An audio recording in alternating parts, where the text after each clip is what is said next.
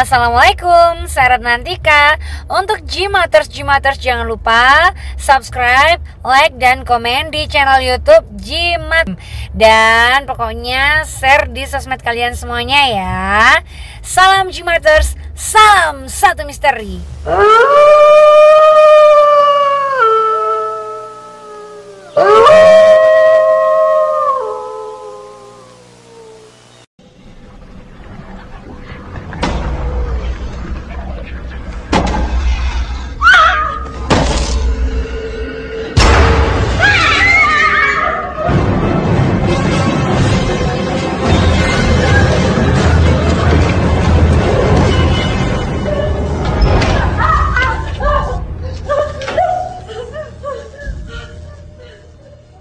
Kembali tim Jimat punya cerita.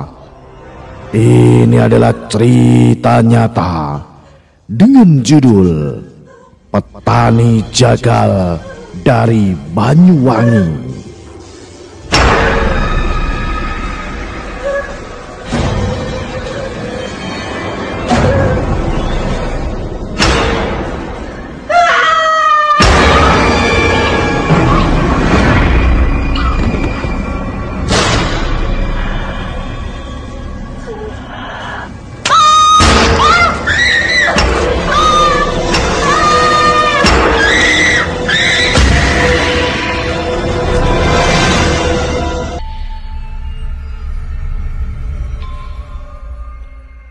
Kalau berbicara tentang sejarah kelam kota Banyuwangi, tentu kita akan mengenang tentang kasus pembantian dukun santet yang terjadi pada tahun 90-an.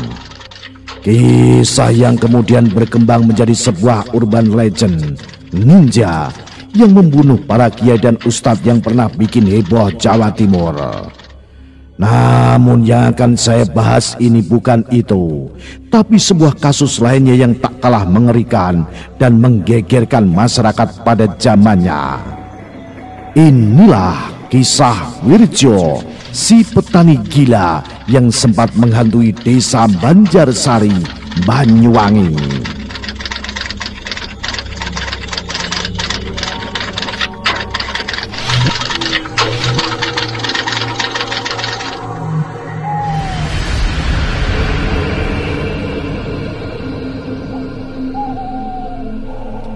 Wirjo hanyalah petani biasa, anak kelima dari 9 bersaudara, punya kebiasaan buruk, suka mabuk dan berjudi, serta seringkali mengeluh tentang harta warisannya yang menurutnya sedikit.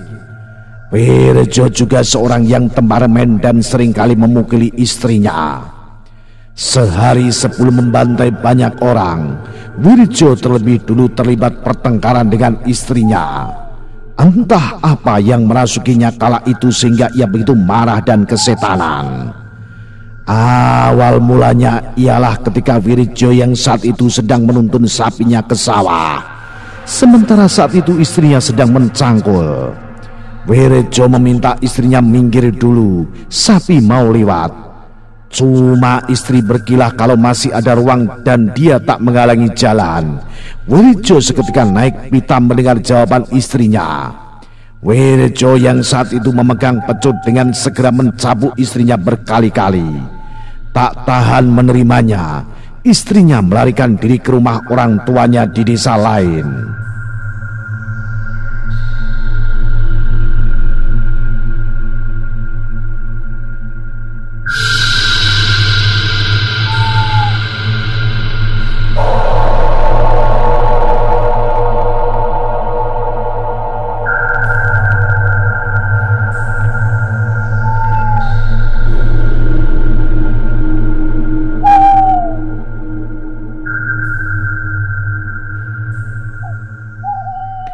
Melihat itu Wirjo menyusul ke rumahnya karena ia pikir istrinya pulang ke rumah mereka. Namun ia tak menemukan istrinya di sana. Wirjo makin emosi dan membawa jombret, yaitu sejenis parang yang melengkung ujungnya. Saat itu apapun yang dilihatnya akan disabetnya dengan jombret itu. Korban pertama adalah anak angkatnya sendiri, Reni 4 tahun, dan temannya Arbayah 4 tahun, yang satu sedang bermain di halaman rumah. Wirjo yang kalap menebas keduanya. Arbayah ditebas lehernya dan meninggal di tempat, sementara Reni berhasil kabur. Setelah itu ia masuk ke rumah tetangganya Maskur dan menebas istri Maskur hingga tewas, lalu berbalik menyerang Maskur yang kala itu usianya 80 tahun. Setelah itu ia menyusuri jalan desa dan menebas siapapun yang dilihat dirinya. Korbannya mencapai 32 jiwa, dengan 18 jiwa meninggal di tempat, sedangkan sisanya mengalami luka-luka dirawat di rumah sakit setempat. Kebanyakan korban adalah para petani yang sedang berada di sawah, seorang siswa sekolah SMP, dan juga anggota Kamra desanya Banjarsari tempat kejadian. Bak ladang pembantian di mana banyak orang tergeletak dengan leher mau putus. Kengerian seketika menggelayuti desa itu. Orang-orang yang sebelumnya berlalu lalang buru-buru masuk ke rumah dan mengunci diri, berharap Wirjo akan mengampuni nyawa mereka. Jalanan seketika sepi dari penduduk, kecuali beberapa warga yang repot mengurus mayat korban keganasan Wirjo. Suasana kala itu tak hanya mencekam pada saat kejadian, namun setelah kejadian juga. Wirjo yang kesetanan sama sekali belum tertangkap. Dia masih berkeliaran entah kemana. Warga benar-benar ketakutan kalau Wirjo tiba-tiba muncul di hadapan mereka. Polisi kemudian turun tangan memburu Wirjo dibantu anjing pelacak. Bahkan pasukan tentara ikut dikerahkan untuk mencari Wirjo. Sang petani gila itu baru ditemukan keesokan harinya setelah kejadian itu. Ditemukan sekitar 3 mil dari rumahnya. Ia tewas gantung diri menggunakan ikat pinggang di sebuah akar pohon di pinggir sungai.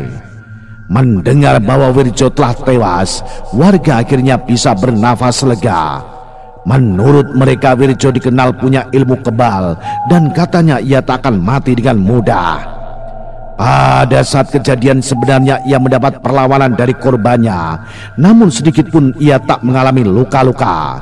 Kematiannya sendiri pun disebabkan karena ia gantung diri, bukan dibunuh. Desas-desus katanya Wirjo sempat melakukan puasa selama 40 hari. Sebelum insiden ia diketahui mengasah jomret miliknya hingga tajam. Bahkan katanya lagi saat korban pertama jatuh, ia meminum darah korbannya. Hal ini tentu tak bisa dipastikan kebenarannya, namun warga Banjarsari banyak yang mempercayainya. Untunglah sang petani jagal Banjarsari itu pada akhirnya mati, dan berakhirlah teror yang dari petani gila yang menghantui desa mereka. Ini adalah catatan kelam dari bumi Banyuwangi yang dikirimkan oleh seseorang untuk tim Jimat hari ini. Salam Jimatres, salam misteri. Au.